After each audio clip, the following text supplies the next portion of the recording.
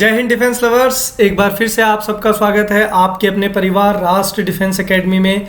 और मैं मृगांक भारद्वाज आज आपके साथ चर्चा करूंगा ऑर्डरिंग ऑफ सेंटेंसेस पे। एक काफ़ी इम्पॉर्टेंट सेक्शन है इंग्लिश लैंग्वेज के पेपर का। किसी भी कॉम्पिटिटिव एग्ज़ाम की बात करें, एसएससी, बैंक, सीडीएस, एनडीए, एफकेट, हमेशा आपको क्वेश्चंस देखने को मिलते हैं और स्टूडेंट्स को इसमें काफ़ी ज़्यादा तकलीफ़ होती है। तो आइए देखते हैं what is the best approach to solve ordering of sentences, जिनको आप नॉर्मल लैंग्वेज में PQRS के नाम से भी जानते हैं। तो आइए शुरू करते हैं। सबसे पहले, जैसा कि मैं हमेशा आपको बताता हूँ, इंस्ट्रक्शंस। किसी भी क्वेश्चन को सॉल्व करने से पहले उसके इंस्ट्रक्शंस को समझना काफ़ी इंपॉर्टेंट है। तो each of the following items in this section consists of a sentence the parts of which have been jumbled। तो यहाँ पे आपको कुछ sentences का combination मिलेगा जो कि jumbled है। jumbled है मतलब आगे पीछे हैं, तो हमको उनको एक meaningful order में arrange करना है। तो these parts have been labeled PQRS। और ये jumbled sentences जो आपको दिए हुए हैं, इनको PQRS 4 कैटेगरी में दिया गया है। Given below each sentence are 4 sequences, namely A, B, C and D। और आपको 4 ऑप्शन में A, B, C, D के अंदर कुछ सीक्वेंस दिए गए हैं इन सेंटेंसेस के। You are required to rearrange the jumbled parts of the sentence and mark your response accordingly. तो हमें क्या करना है कि जो हमें ऑप्शंस मिले हैं उसके अंदर जो करेक्ट अरेंजमेंट है सेंटेंसेस का, करेक्ट कॉम्बिनेशन है, वो चूज़ करके और आंसर शीट में मार्क करना है। और अब ऑनलाइन एग्ज़ाम है तो आप उस पर जा करके क्लिक कर सकते हैं। फर्स्ट क्वेश्चन पे बात करते हैं। कुछ इस तरीके से है, the statement therefore you must listen carefully what the speaker has said in order to understand will be made just once. देखिए, जो तरीका है सॉल्व करने का वो बहुत ही आसान है। मेरी बात को ध्यान से सुनिए। किसी भी सेंटेंस की अगर हम लोग बात करते हैं तो जो सबसे बेसिक कॉम्बिनेशन है वो है subject plus verb plus object. This is the basic skeleton of any sentence in English language. Therefore first of all there will be subject, after that verb and after that object. Now the statement is the subject of the sentence and we have to identify the verb. अब P की अगर बात करता हूं तो यहाँ पे therefore है। therefore कंजंक्शन की तरह काम करता है इंग्लिश लैंग्वेज में। तो therefore से हम लोग शुरू नहीं कर सकते, मतलब P से शुरू नहीं होगा। और देखिए A, B, C, D में कहीं पे भी आपको P नहीं नज़र आ रहा है। What the speaker has said, देखिए what जो है बेसिकली एक इंट्रोगेटिव वर्ड है, साथ ही साथ रिलेटिव प्रोनाउन की तरह भी काम करता है। काफ़ी लोगों को नहीं पता होगा कि रिलेटिव प्रोनाउन क्या होता है, तो मैं बता देता हूँ। Relative pronoun is a word which is use to connect two sentences as well as it is use to relate two sentences. दो वाक्यों को जोड़ने के साथ साथ उनको रिलेट करने का काम जो शब्द करते हैं, उनको हम लोग इंग्लिश लैंग्वेज में रिलेटिव प्रोनाउन के नाम से जानते हैं। तो यहाँ से भी स्टार्ट नहीं हो सकता क्योंकि भी सेंटेंसेस को जोड़ना नहीं है। तो क्यू से आपको कोई नज़र नहीं दिखेगा। अब आर की बात करूँ तो इन प्रेपोजिशन है पार्ट्स ऑफ स्पीच में, तो यहाँ पे सब्जेक्ट के बाद प्रेपोजिशन की पॉसिबिलिटी नहीं है। तो ये जो सेंटेंस है यहाँ पे एस पार्ट से शुरू करना पड़ेगा, क्योंकि यहाँ पे आपको क्या नज़र आ रहा है, विल मॉडल है। और आप जानते हैं कि मॉडल इंग्लिश लैंग्वेज में हेल्पिंग वर्ब की तरह काम करते हैं। तो ये बनेगा the statement will be made just once, कि जो भी कथन है वो केवल एक बार कहा जाएगा। देयरफॉर, इसलिए यू मस्ट लिसन केयरफुली, इसलिए एस से होगा और फिर उसके बाद में पी, कि आपका जो स्टेटमेंट है, जो बोलने वाली बात है या जो स्पीकर जो स्टेटमेंट कहेगा वो केवल एक बार कहेगा। इसलिए ज़रूरी है कि आप उसको ध्यान से सुने। इन ऑर्डर टू अंडरस्टैंड, ध्यान से सुनना क्यों है, ताकि आप उसको समझ सकें।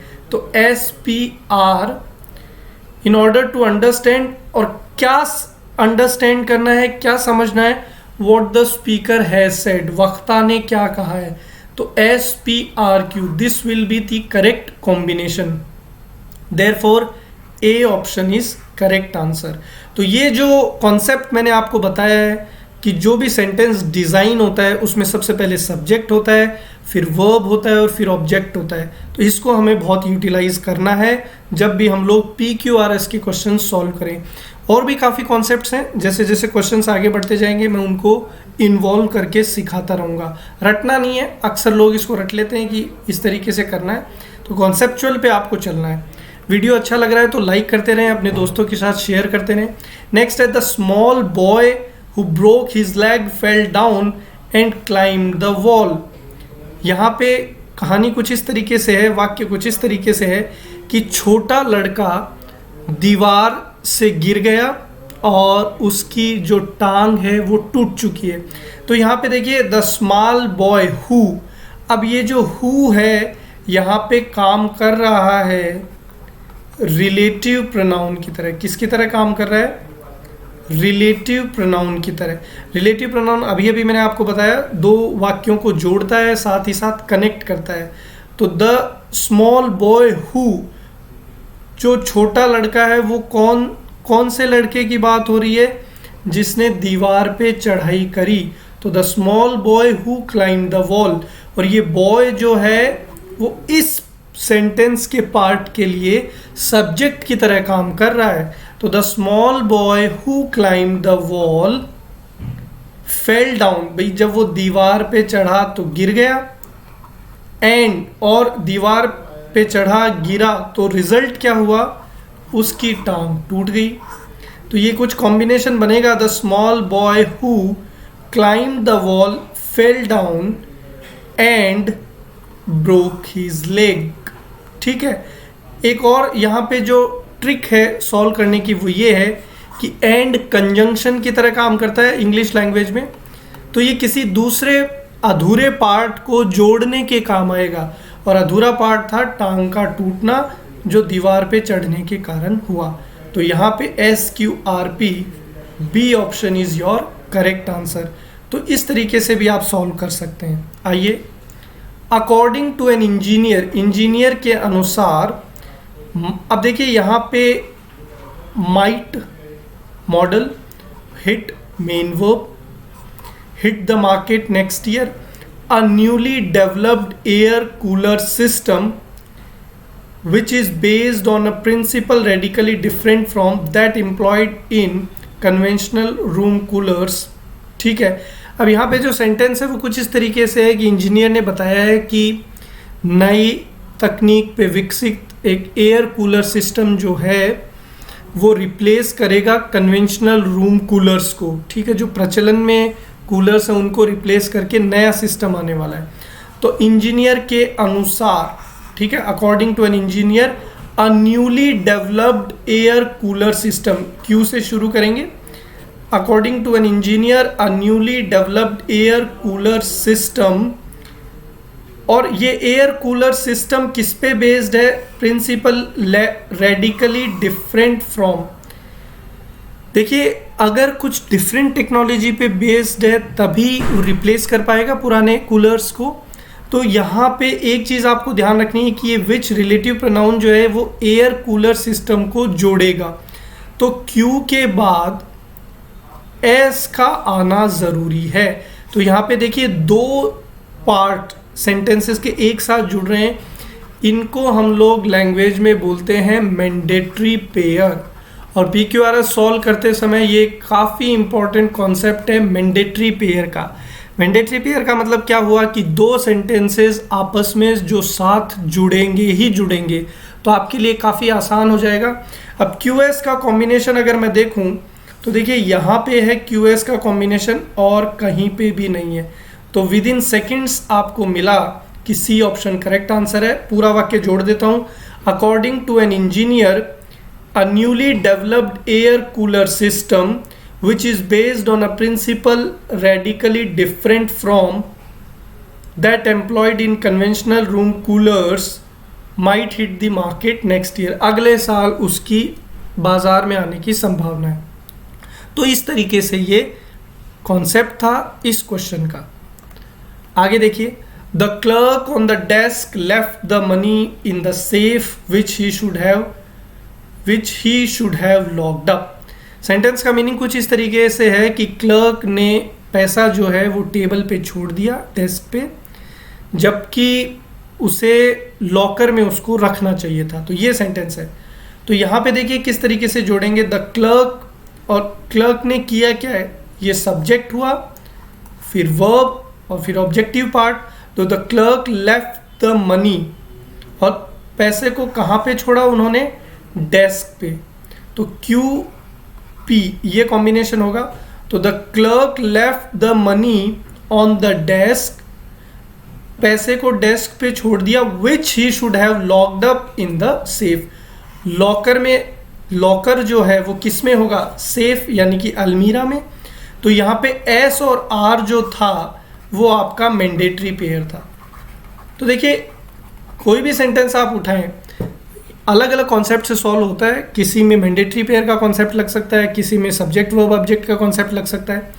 तो यहाँ पे मैंडेटरी पेयर एस आर था, और एस आर आपको यहाँ पे मिलेगा, और एक ए में है और एक डी में। तो बी और सी तो पिक्चर से बाहर थे। अब एस आर, अब एस से क्या शुरू हो सकता है, the clerk which he should have locked up. तो यहाँ पे तुरंत रिलेटिव प्रोनाउन सब्जेक्ट के बाद पॉसिबल नहीं है। तो ये ए वाला कॉम्बिनेशन पॉसिबल नहीं था, डी वाला पॉसिबल है। तो डी ऑप्शन यहाँ पे करेक्ट आंसर होगा। The clerk left the money, clerk ने पैसा छोड़ दिया कहाँ पे, डेस्क पे, which he should have locked up in the safe, जो कि उसे अलमीरा के लॉकर में रखना चाहिए था। आगे देखिए, hardly had my brother descended from the plane, मुश्किल से ही मेरा भाई प्लेन से उतरा था।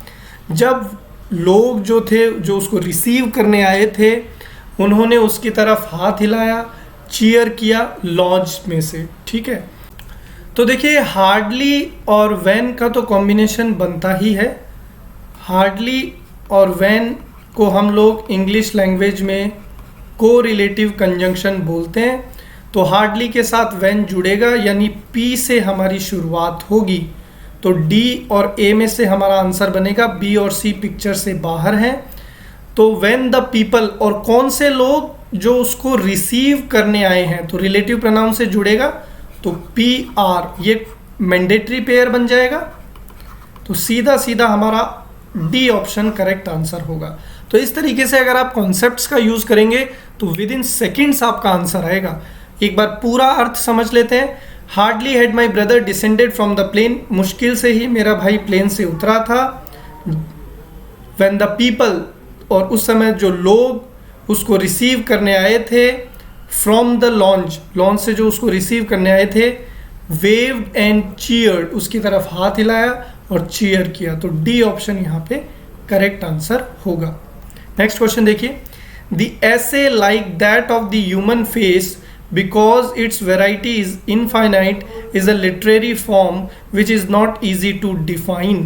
सेंटेंस का मीनिंग कुछ इस तरीके से है कि जो ऐसे होता है, निबंध, वो एक साहित्य का स्वरूप है जिसमें भिन्न भिन्न तरह की चीज़ें इन्वॉल्व होती हैं, और उसकी तुलना की गई है मनुष्य के चेहरे से। जैसे हमारे चेहरे पे अलग अलग भाव आते हैं, वैसे ही निबंध में भी अलग अलग भाव होते हैं। तो मैंने आपको जो स्केलेटन समझाया था, subject plus verb plus object, वो कॉन्सेप्ट यहाँ पे यूज़ होगा। दी ऐसे सब्जेक्ट है और उसके बाद में वर्ब कौन सा है, इज़। ये तो अगेन एक कंजंक्शन है, ये रिलेटिव प्रोनाउन है और ये मेन वर्ब है। तो दी ऐसे इज़ अ लिटरेरी फॉर्म, ऐसे एक लिटरेरी फॉर्म है, और लिटरेरी फॉर्म है which is not easy to define, और एक ऐसा लिटरेरी फॉर्म है ऐसे जिसको डिफाइन करना इजी नहीं है।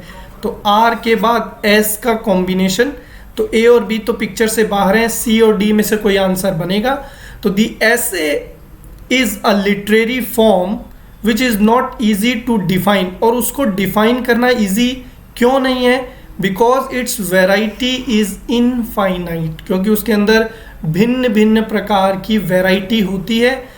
Like that of the human face, जिसकी तुलना किससे की गई है, मनुष्य के चेहरे से। तो आर एस क्यू पी, यानी कि C option will be the correct answer.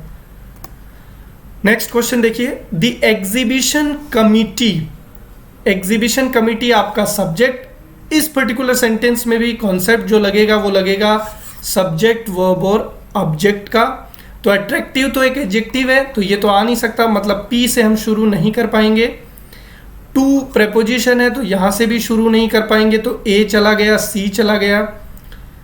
अब देखिए सब्जेक्ट के बाद वर्ब, तो हेल्पिंग वर्ब हैज और मेन वर्ब बीन, तो ये कॉम्बिनेशन बन सकता है, तो एस से शुरुआत करनी होगी। तो the exhibition committee has been making efforts, exhibition committee क्या कर रही है, प्रयास कर रही है, तो यहाँ पे एस आर ये मैंडेटरी पेयर बन जाएगा। तो the exhibition committee has been making efforts, exhibition committee जो है वो प्रयास कर रही है to make exhibition attractive and useful, ये आपका ऑब्जेक्टिव पार्ट बनेगा। तो यहाँ पे अगर देखा जाए तो the exhibition committee has been making efforts to make exhibition attractive and useful, therefore B option will be correct answer. Thank you so much, आपने इतने पेशेंस के साथ सुना। अगर आपके और भी कोई डाउट्स हैं तो आप कमेंट बॉक्स में बता सकते हैं। जुड़े रहिए, सीखते रहिए, चैनल को सब्सक्राइब कर लीजिए ताकि नेक्स्ट वीडियो का नोटिफिकेशन आपको मिल जाए। बहुत बहुत धन्यवाद।